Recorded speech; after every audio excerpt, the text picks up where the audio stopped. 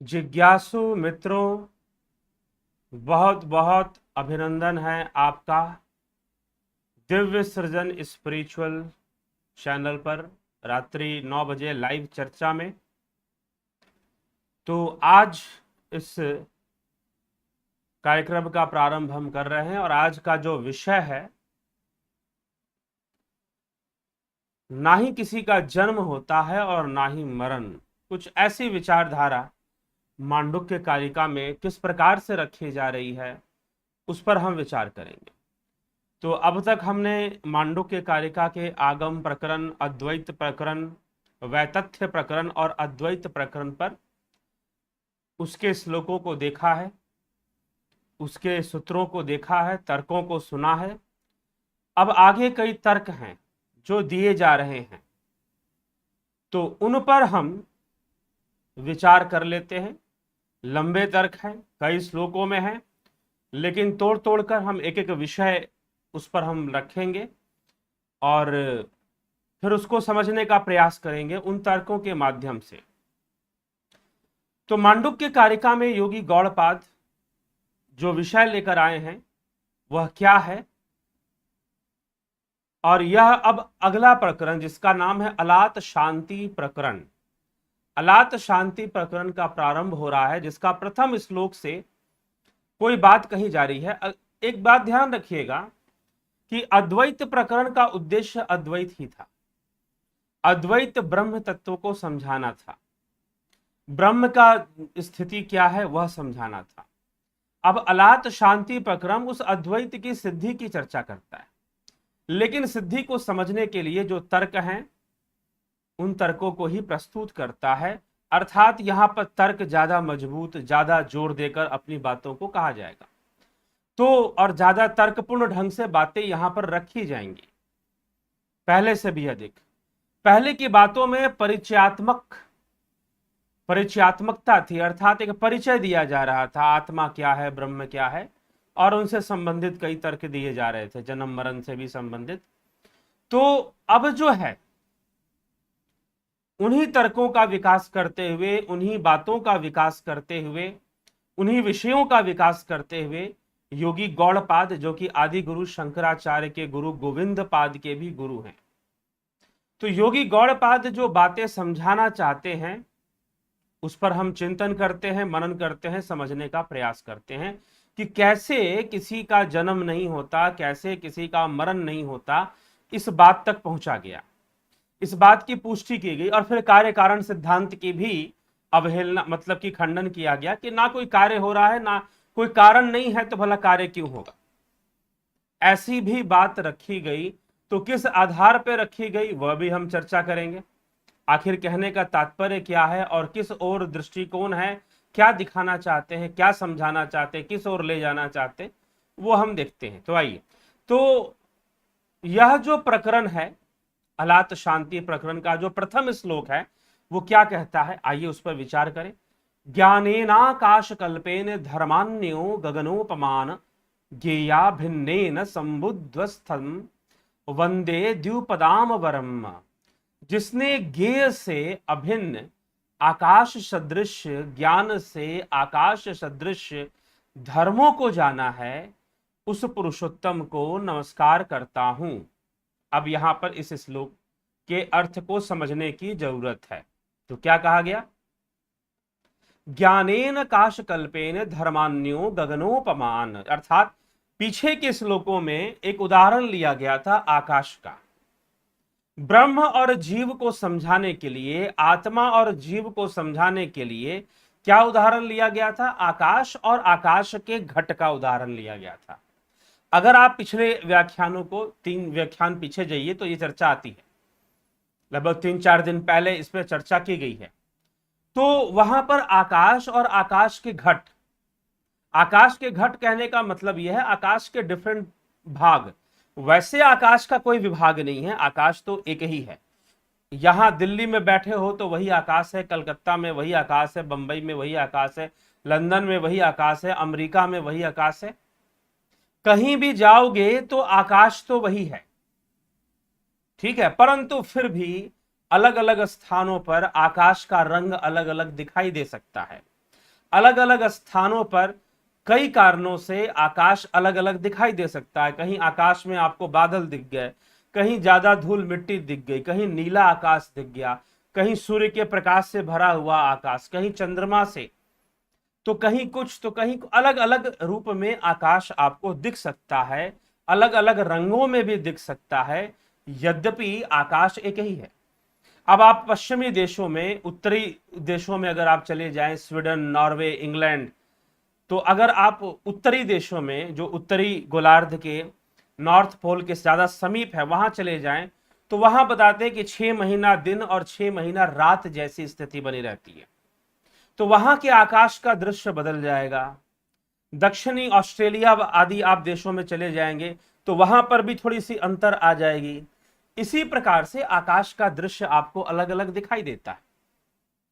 तो यहां कहा गया, जिसने ज्ञेय से अभिन्न आकाश सदृश ज्ञान से आकाश सदृश धर्मों को जाना है। ज्ञेय से, ज्ञेय का मतलब क्या है? ज्ञेय का मतलब है जिसको जानना चाहिए, जो जानने योग्य है और जिसको जानना चाहिए। ज्ञेय, ज्ञाता, ज्ञान। ज्ञाता जो जानने वाला है, ज्ञेय जो जानने की वस्तु है, जो लक्ष्य है, और ज्ञान मतलब जानने की प्रक्रिया या जान लिया गया, जो अनुभव प्राप्त किया गया, वो ज्ञान है। तो यहां पर ज्ञेय कौन है? यहां पर ज्ञेय है आत्मा। तो जिसने आत्मा से अभिन्न आकाश सदृश ज्ञान से, जैसे एक ही आकाश है, आकाश के घटक अनेक हैं, वैसे ही सदृश धर्मों को अर्थात जीवों को, जो भिन्न भिन्न जगहों पर आकाश के भिन्न भिन्न धर्म दिखाई दे रहे हैं, वास्तव में वो भिन्न भिन्न नहीं है, ठीक है, परंतु उन जीव, वैसे ही आत्मा एक ही है परंतु जीव भिन्न भिन्न है। आत्मा भिन्न भिन्न नहीं है। जैसे एक ही आकाश है, अलग अलग स्थानों पर वही एक आकाश अलग अलग रूप में दिखाई दे रहा है, वैसे ही आत्मा एक ही है परंतु जीव अनेक रूप में दिखाई दे रहे हैं। कुछ ये बात कहने का प्रयास है। तो जो इस रहस्य को जानने वाला है वह पुरुष श्रेष्ठ। ज्ञाभिन्नेन संबुधस्तम वेंदा दिवितावरम। वह पुरुष श्रेष्ठ ऐसे पुरुष को, ऐसे ज्ञानी व्यक्ति को, जिसने इस रहस्य का साक्षात्कार कर लिया है, इस सत्य को जान लिया है कि आत्मा एक ही है, जीव भिन्न भिन्न है, जैसे कि एक ही आकाश है, उसके घट अलग अलग हैं। जिसने इस रहस्य को जान लिया है वह सम्मान देने योग्य है, वो नमन करने योग्य है, वो ज्ञानी पुरुष है। इस प्रकार से कहा गया।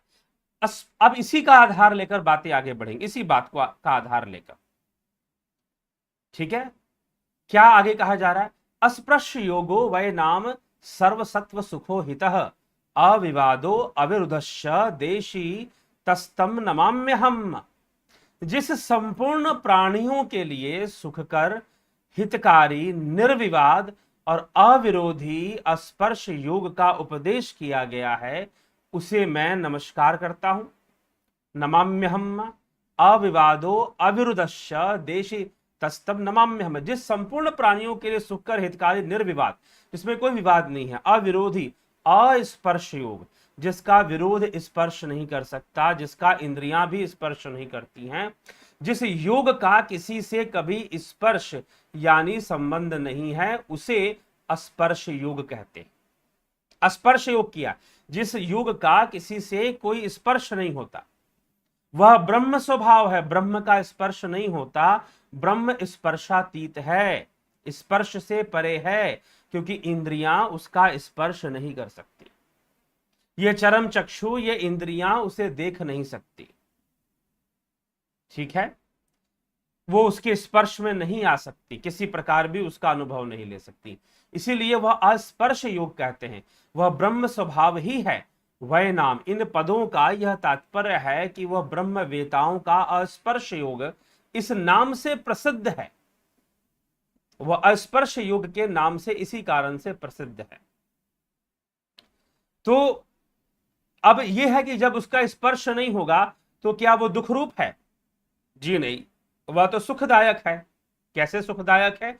इंद्रियों से परा अवस्था, इंद्रियों की जो परा अवस्था है, आपको जानना क्या है?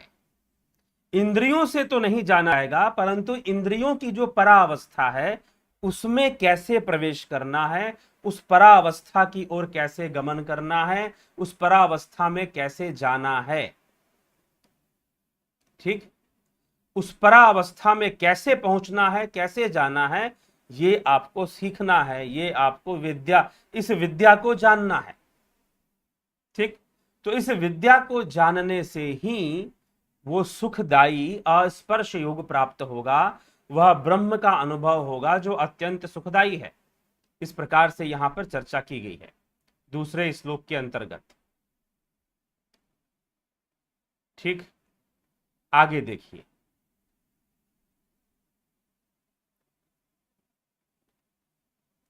उनमें से कोई कोई वादी तो सद पदार्थ की उत्पत्ति मानते हैं। अब अगले श्लोक में क्या कहा जाएगा वो भी हम देख लें।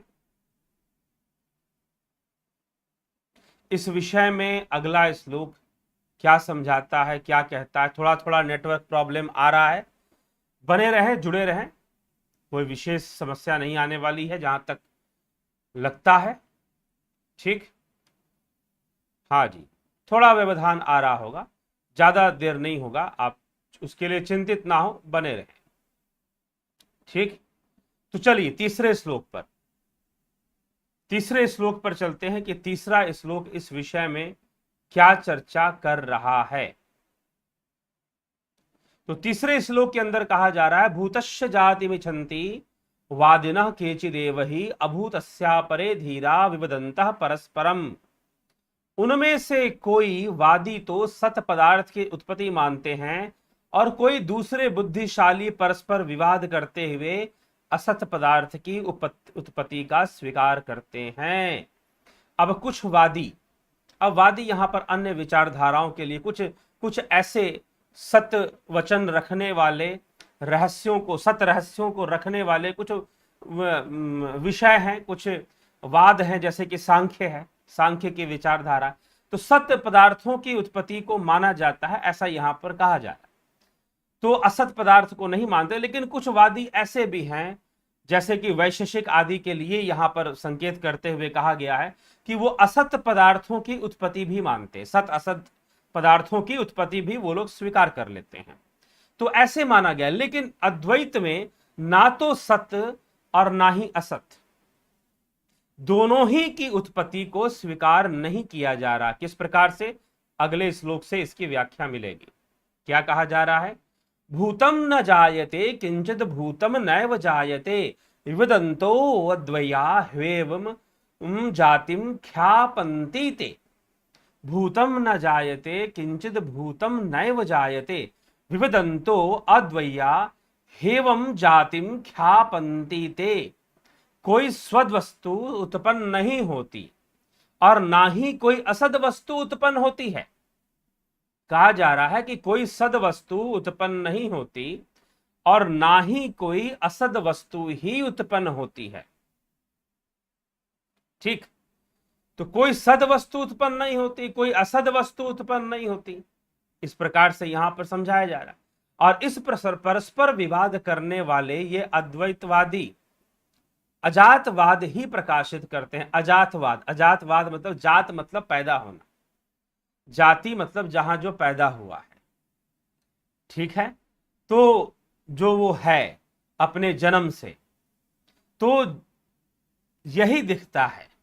तो जन्म अजात और जात, तो अद्वैत किसमें विश्वास करता है, अजातवाद में, जातवाद में विश्वास नहीं करता। इसीलिए ये कह रहे हैं कि भाई हमारे लिए तो अजातवाद है, ना तो सद वस्तुओं का जन्म हम मानते हैं और ना ही असद वस्तुओं का जन्म हम मानते हैं, और ना जिसका जन्म है तो उसका मरण होना भी संभव नहीं है। तो कुछ इस प्रकार से तथ्यों को प्रस्तुत किया जा रहा है, तथ्यों को रखा जा रहा है। ठीक,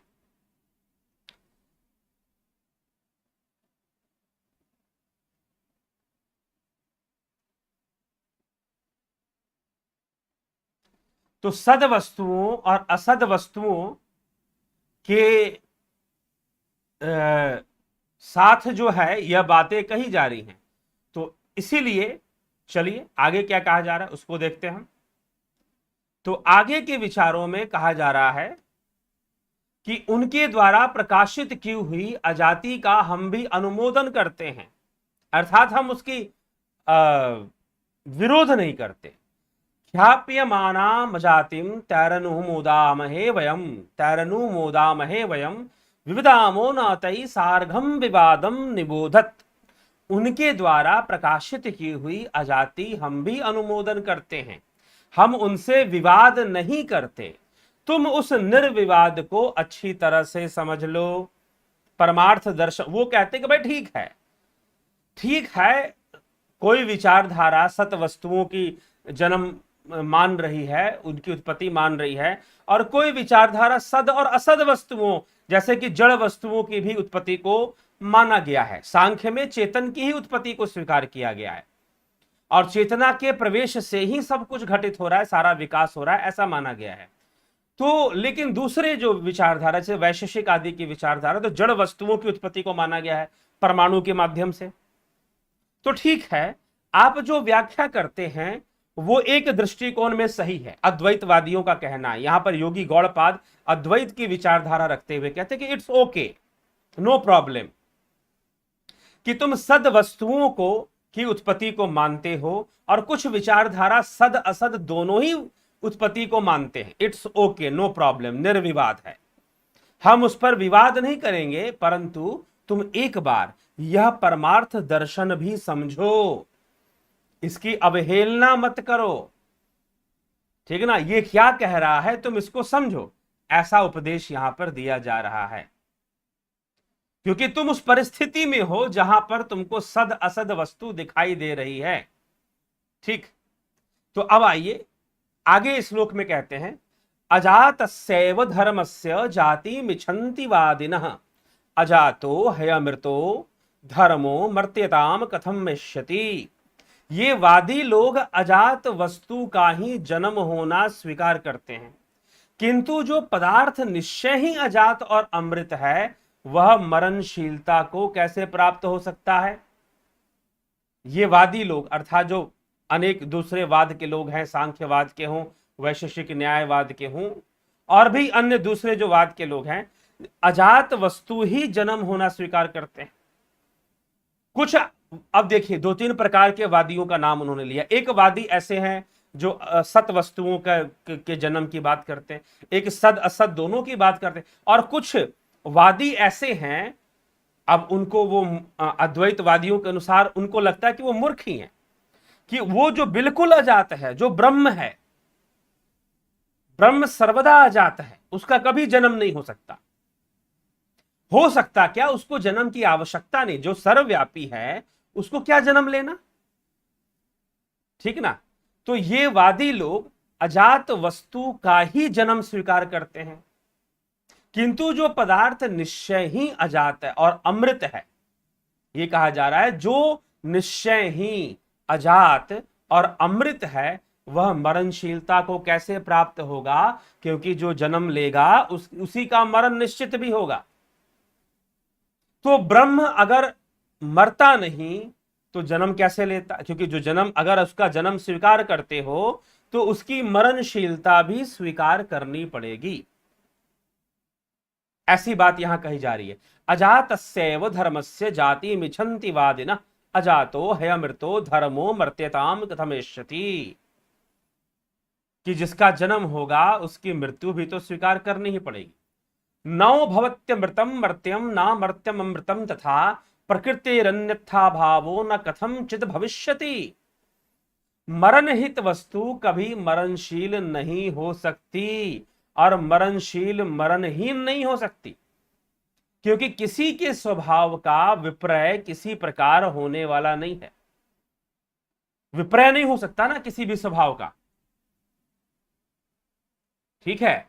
अब आप अगर कहोगे कि अग्नि है बड़ी ठंडक दे रही है, अग्नि है बड़ी ही ठंडक दे रही है, तो यह क्या हो गया, यहां पर स्वभाव का विपर्य हो गया।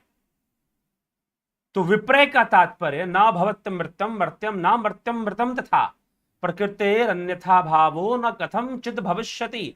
मरण रहित वस्तु कभी मरणशील नहीं हो सकती, और मरणशील मरण नहीं हो सकती क्योंकि किसी के स्वभाव का विपर्य अर्थात उसका उल्टा मिथ्या असत्य नहीं हो सकता। अग्नि कभी ठंडक नहीं दे सकती। उसी प्रकार जो जन्म ले रहा है उसका मरण होना निश्चित है, और जो जन्मशील हो गया है वह निश्चित ही मरणशील है। जो जन्म को प्राप्त हो चुका है वह मरणशील निश्चित ही है। इसीलिए अजात वस्तु ब्रह्म का जन्म नहीं स्वीकार किया जा सकता। स्वभावेनामृतो यस्य धर्मो गच्छति मर्त्यताम कृतकेना मृतस्तस्य कथम स्थास्यति निश्चलः। जिसके मत में स्वभाव से ही मरणहीन धर्म मरणशीलता को प्राप्त हो जाता है, उसके सिद्धांतानुसार कृतक होने के कारण वह अमृत पदार्थ निश्चल कैसे रह सकेगा? जिसके स्वभाव में ही मरणहीन धर्म मरणशीलता को प्राप्त हो रहा है, ठीक है, तो फिर वह ब्रह्म सिद्धांत अनुसार कृतक जन्म होने के कारण वह, अगर तुम अमृत पदार्थ अर्थात ब्रह्म, तुम ब्रह्म का जन्म मानते हो तो उसे अमरणशील कैसे मानोगे? अगर तुम जन्म मान ही लोगे तो मरणशीलता भी तो स्वीकार करनी पड़ेगी ना, मरणशीलता भी तो स्वीकार करनी पड़ेगी, ठीक है। तो मरणशीलता की जो मरणशीलता जो है उसको कैसे समझोगे? ठीक, तो मरणशीलता को समझना, जन्म अगर हो रहा है तो मरणशीलता भी निश्चित है, ठीक, तो ये बात भी कही जा रही है। अब देखिए, अब तक तो ब्रह्म की चर्चा थी, अब तक जो चर्चा चल रही थी उस अमृत पदार्थ की चर्चा को कहा जा रहा था कि भाई वह जो अमृत पदार्थ है, वह जो ब्रह्म है, वह जो आत्मा है, उसका जन्म नहीं तो उसका मरण नहीं। अगर उसका जन्म मानेंगे तो उसकी मरणशीलता भी माननी ही पड़ेगी, उसकी मरणशीलता भी माननी ही पड़ेगी आपको। फिर यह बात आप स्वीकार नहीं करते हो। लेकिन अब कुछ और चर्चा होगी इसी का आधार लेकर। क्यों ऐसी चर्चा? क्यों? अब का विषय है जीव का जरा मरण मानने में दोष। अब तक तो ब्रह्म का जरा मरण मानने में दोष था, आत्मा का जरा मरण मानने में दोष था। अब चर्चा होगी जीव का, कि जीव का जन्म मरण स्वीकार नहीं किया जाएगा। कैसे, किस प्रकार से? आइए उसको समझते हैं, क्या कहा जा रहा है इस विषय में। जरा मरण निर्मुक्ता सर्वे धर्मा स्वभावतः जरा मरण विच्छन्तस्य वन्ते तन मनीषया। समस्त जीव स्वभाव से ही जरा मरण से रहित हैं। उनके जरा मरण स्वीकार करने वाले लोग इस विचार के कारण ही स्वभाव से च्युत हो जाते हैं। समस्त जीव स्वभाव से ही जरा मरण से रहित हैं।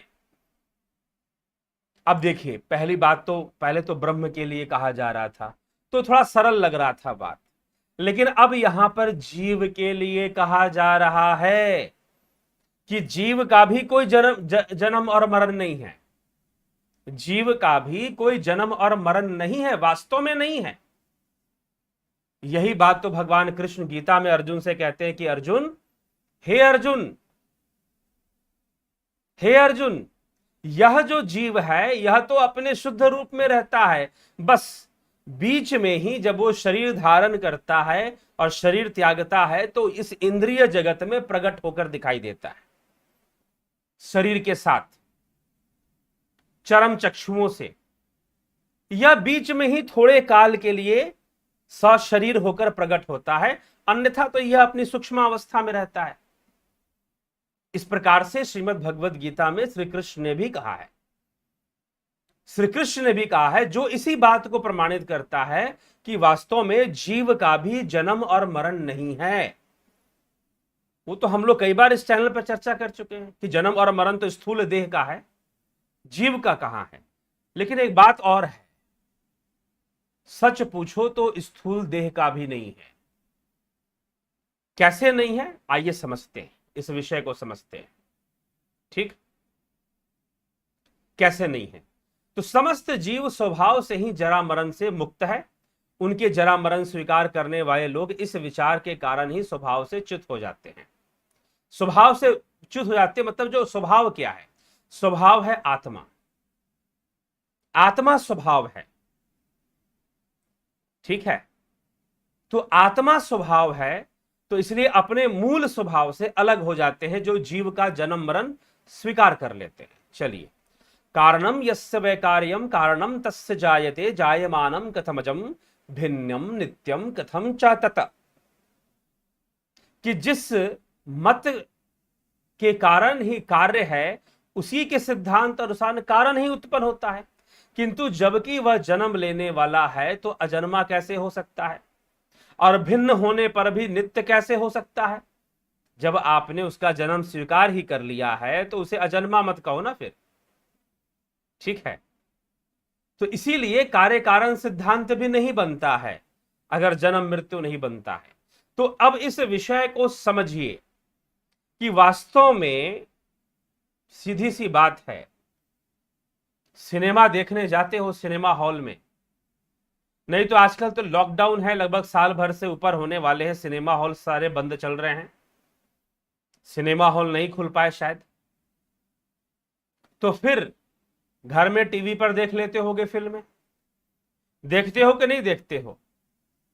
तो लोग क्या करते हैं कि सिनेमा हॉल में जाते हैं और सिनेमा हॉल में जाकर फिल्म देखना शुरू करते हैं, और फिल्म देखते देखते फिल्म के बन जाते हैं, फिल्म वाले ही हो जाते हैं, हीरो के साथ रोना शुरू कर देते हैं, हीरोइन के साथ रोना शुरू कर देते हैं, हीरो के साथ नाचना शुरू कर देते हैं, हीरोइन के साथ गाना शुरू कर देते हैं। उनके खुश होने से फिल्म के अंदर जो माहौल है खुशनुमा हो गया तो खुश हो जाते हैं, फिल्म के अंदर जो माहौल है वो अगर उदासीन हो गया तो उदास हो जाते हैं, फिल्म के अंदर अगर माहौल है हॉरर वाला तो डर भी जाते हैं। जी, ये सब घटनाएं हमारे साथ हो जाती हैं, ये सब चीजें हमारे साथ शुरू हो जाती हैं, हो जाती है कि नहीं हो जाती। तो ये चीजें, यह जो विषय है यह क्या है, तो वास्तव में फिल्म खत्म हो गया, दी एंड हो गया, दी एंड हो गया। और जब दी एंड हो गया तो अब आप बोलो, क्या वास्तव में फिल्म के अंदर कोई मरा था क्या, वास्तव में फिल्म के अंदर कोई रो रहा था क्या, आपसे पूछा जाए तो आप कहो कि नहीं जी। क्या वास्तव में किसी बच्चे का जन्म हुआ था क्या वहां पर, नहीं जी। लेकिन फिर भी जब आप देख रहे थे तो फिल्म की खुशियों के साथ खुश हो रहे थे, फिल्म में दुख का माहौल हो तो दुखी भी हो रहे थे, कुछ लोग तो सही में रोने लग जाते हैं, कुछ फिल्मों को देखकर लोग सही में रोना धोना शुरू कर देते, ठीक है। लेकिन है तो फिल्म ही, है तो वो फिल्म ही। हाँ चलो, कोई ऐतिहासिक कहानी पर फिल्म बन रही हो तो एक अलग बात होती है, लेकिन 99% फिल्में तो फिक्शन होती हैं, बनावटी कहानियां ही गढ़ी जाती हैं। अब आप देख रहे हो और उसके इमोशन से अपना इमोशन जोड़ रहे हो, दुखी हो रहे हो, सुखी हो रहे हो, डर रहे हो, क्रोध में भी आ रहे हो, विलन का डायलॉग सुनते ही आपको गुस्सा आ जाता है, मारो इसको पकड़कर, है हो जाता है कि नहीं हो जाता। लेकिन क्या वहां पर कोई घटना घटी क्या,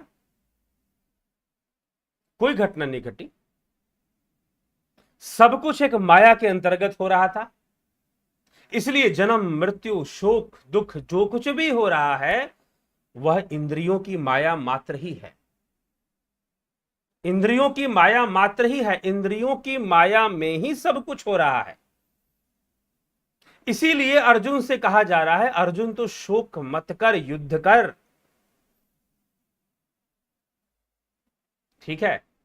तो जो घटनाएं घट रही हैं वो सब इंद्रियों की माया में ही घट रही हैं, ये समझना चाहिए,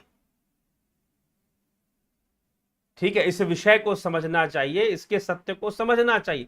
तो इसका तात्पर्य एक और निकलता है, तो क्या फिर सुख दुख नहीं मानना चाहिए, क्या फिर नहीं मानना चाहिए, उस शाश्वत सुख को मानना चाहिए जो कि पराविद्या में है, इंद्रियों के परे जाने की विद्या में है, ध्यान योग की विद्या में है, समाधि की विद्या में है, जिसके माध्यम से आप परावस्था में जाकर निश्चय ही स्वयं का कल्याण कर सकते हो, ठीक है। तो यह बात यहां पर विशेष रूप से समझाने का प्रयास किया जा रहा है। क्यों जीवों का भी जन्म स्वीकार नहीं किया जा रहा, मरण स्वीकार नहीं किया जा रहा? क्योंकि नहीं होता। भगवान कृष्ण भी इस तथ्य को उजागर करते हैं कि बस ये तो कुछ काल के लिए शरीर जीव प्रकट रूप में, जागृत रूप में दिखाई देते हैं इन इंद्रियों के माध्यम से, अन्यथा ये अपनी अवस्था में ही रहते हैं। इस प्रकार से श्रीमद् भगवद गीता में भी कृष्ण कह रहे हैं। तो जीवों का भी वास्तव में जन्म मरण नहीं है, इस माइक इंद्रिय जगत में ही जन्म मरण सुख दुख सब दिखाई देता है। तो जिस योगी के पास इंद्रियातीत जाने की क्षमता है, विद्या है, वह निश्चय ही इस सत्य का साक्षात्कार कर लेता है। और जब तक वह पराविद्या के द्वारा वहां नहीं पहुंचा, निश्चय ही वह इंद्रियों से मिलने वाले सुख दुख में अपना बर्ताव करता रहता है, लय करता रहता है। जो कल हमने सुना ना कि लय हो जाता है, चित्त का लय, मिथ्या में चित्त का लय हो जाता है, मिथ्या विषयों में चित्त का लय हो जाता है, और चित्त का लय हो जाना ही दुख का कारण बन जाता है। ठीक है, तो यह सब हमें समझना। तो ये मिथ्या का विषय आ जाता है। फिर तो माया का विषय आ जाता है कि माइक जगत में, इंद्रिय जगत में हमें लोग जन्म लेते हुए, मरते हुए, सुखी होते हुए, दुखी होते हुए दिखाई देते हैं। वास्तव में जीवों का जन्म मरण तो नहीं है, शरीर का जन्म मरण है, और वो भी इंद्रिय जगत में है, इंद्रिय जगत में। और फिर इंद्रिय इसीलिए तो क्यों, जब आप ये कहोगे फलानी वस्तु पवित्र है अपवित्र है, यह तो इंद्रिय जगत का विषय। अब एक बात का और ध्यान रखना चाहिए, तो क्या पवित्र अपवित्र का ध्यान नहीं रखना चाहिए? जरूर ध्यान रखिए, जरूर ध्यान रखिए भाई, पवित्र वस्तु क्या है, अपवित्र वस्तु क्या है, जब आप इस इंद्रिय जगत में हैं तो।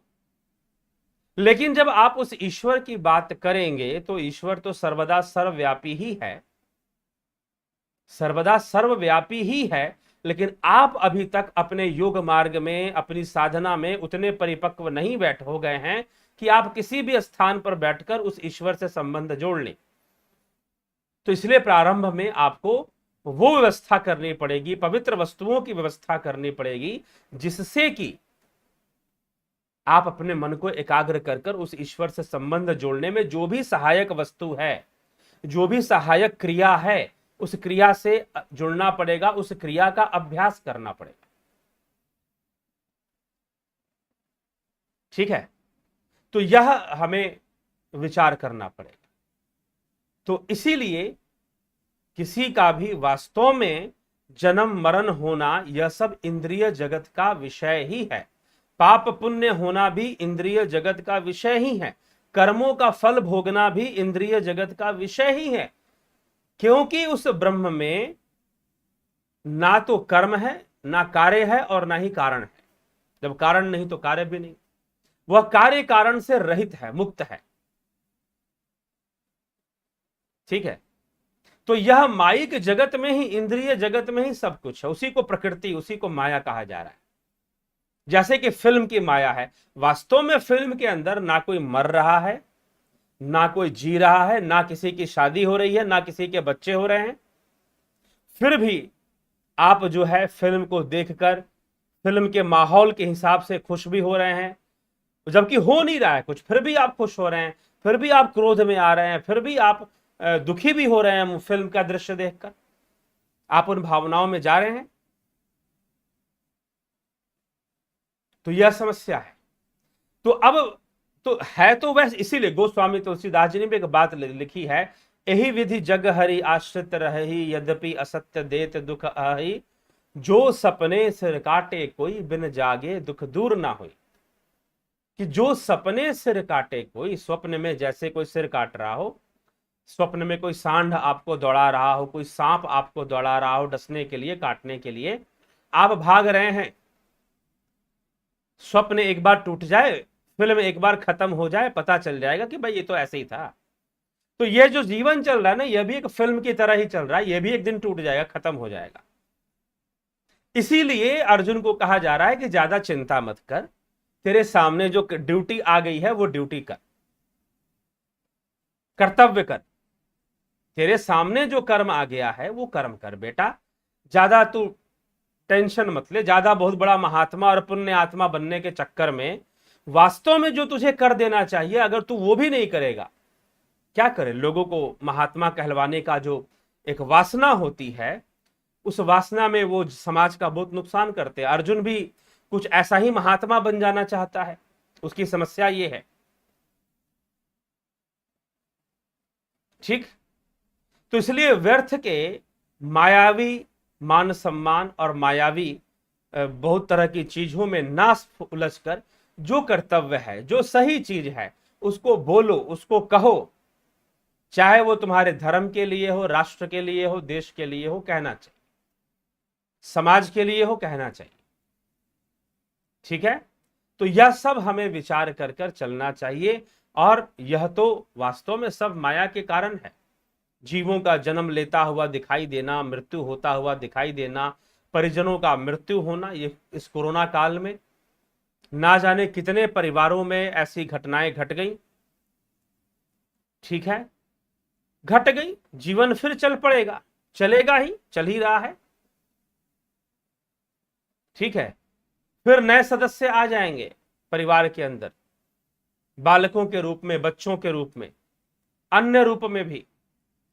तो ये सब है, चलता रहेगा, यह सब माइक ही है। इसीलिए मुख्य बात क्या है?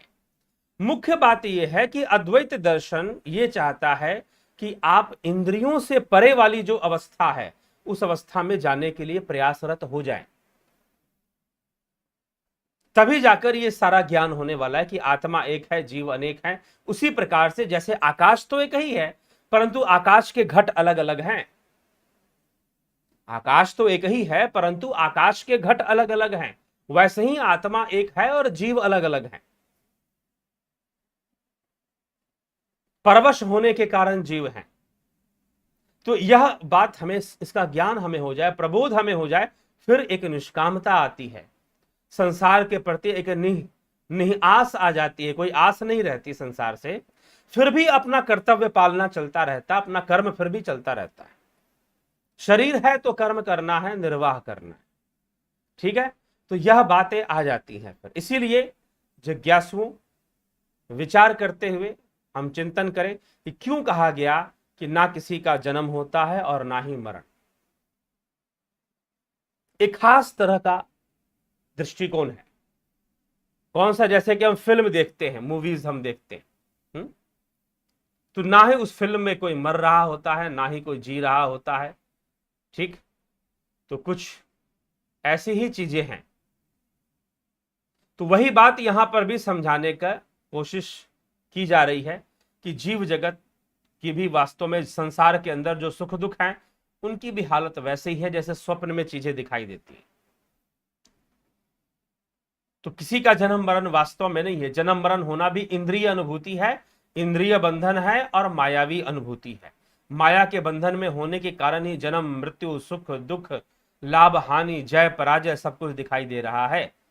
एक बार अपने आप को ध्यान योग से इससे परे तो ले जाओ, परे तो ले जाओ, और परे ले जाना बहुत जरूरी है। तभी तो दुखों से उबरोगे, तभी तो शाश्वत सुख की प्राप्ति करोगे।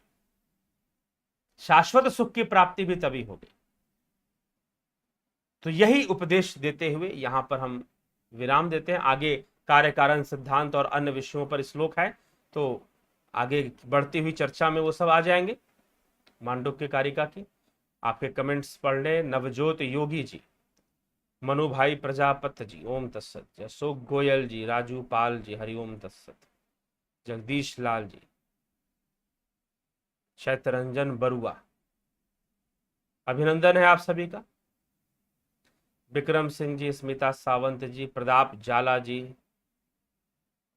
सबका अभिनंदन। वैजनाथ कुशवाहा जी, किरण शर्मा जी, रूपलाल विश्वकर्मा, राम निवास मीना जी, कमलेश उपाध्याय, वर्षा सचदेव, बलदाऊनाथ योगी जी, बहुत बहुत अभिनंदन। ज्योति दत्ता जी, एसपी सैनी जी, हरिओम तत्सत।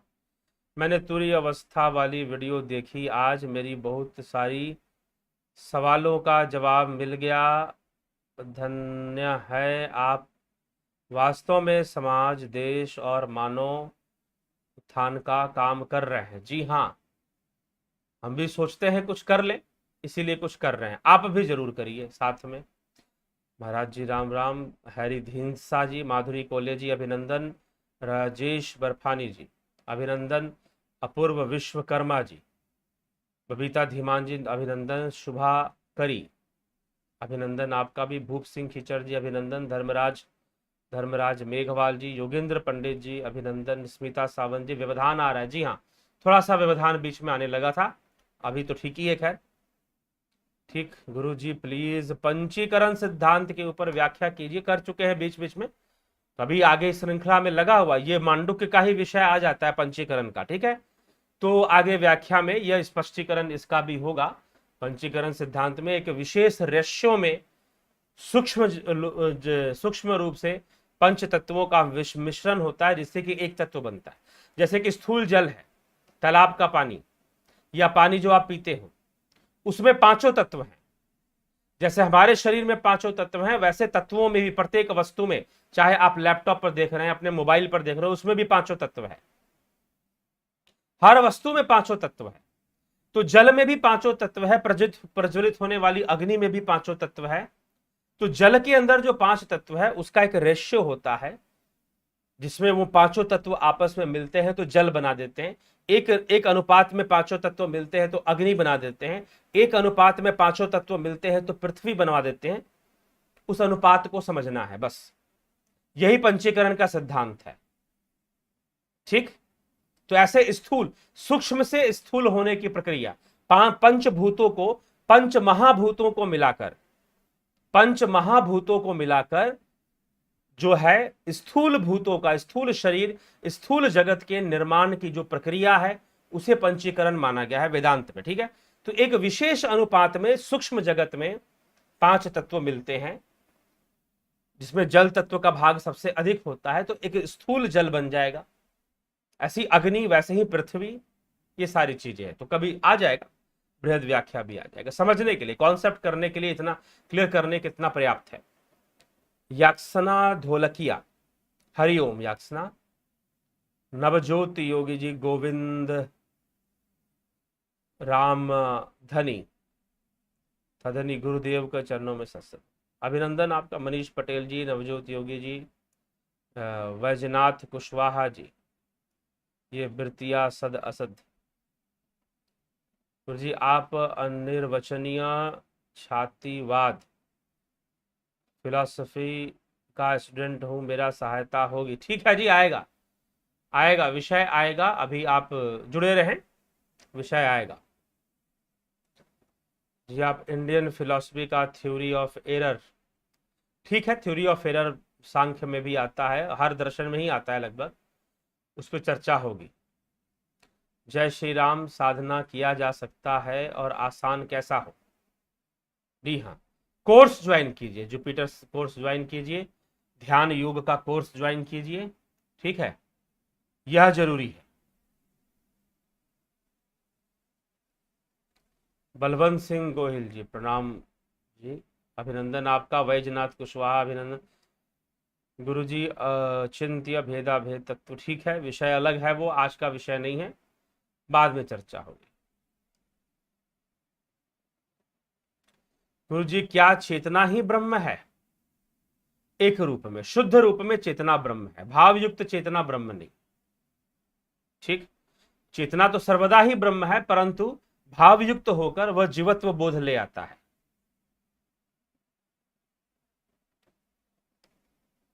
समदर्शी होने के लिए क्या कर और कौन सी साधना करें? ध्यान योग करिए, ध्यान योग, ध्यान योग करिए, ध्यान योग का अभ्यास शुरू कीजिए। ध्यान योग की जो क्लासेस, कोर्सेस चलती हैं इस चैनल के माध्यम से, सन मेंबरशिप, जुपिटर मेंबरशिप ज्वाइन कीजिए, पूरा पूरा लाभ उठाइए।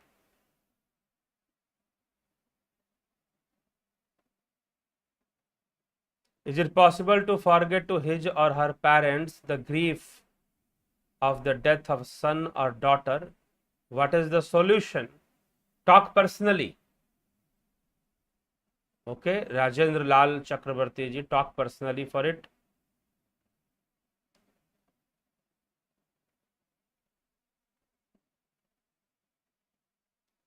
ठीक।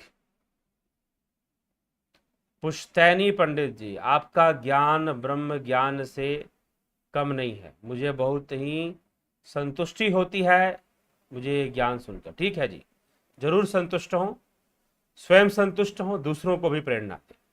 प्राण अपान सेम करने की विधि, प्राणायाम करिए।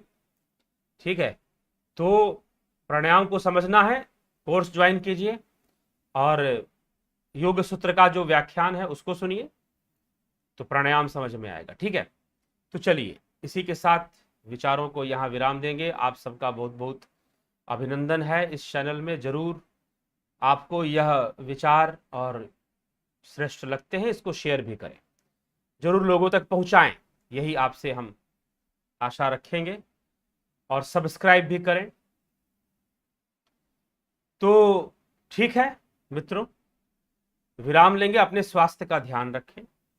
कल सोच रहे हैं कि कुछ स्वास्थ्य विषय पर भी चर्चा लाया जाए, कुछ और भी विषय हैं जिस पर चर्चा करनी चाहिए।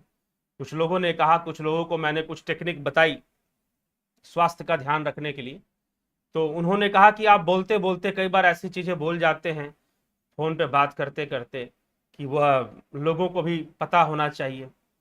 ठीक है, तो मैंने कहा कि ठीक है, इस विषय को लाया जाएगा, तो कल के व्याख्यान में संभवतः कुछ स्वास्थ्य संबंधी चर्चा भी ले आएंगे। ठीक, तो बहुत बहुत आभार आप सभी का। जुड़े रहें, बने रहें और लाभ उठाते रहें।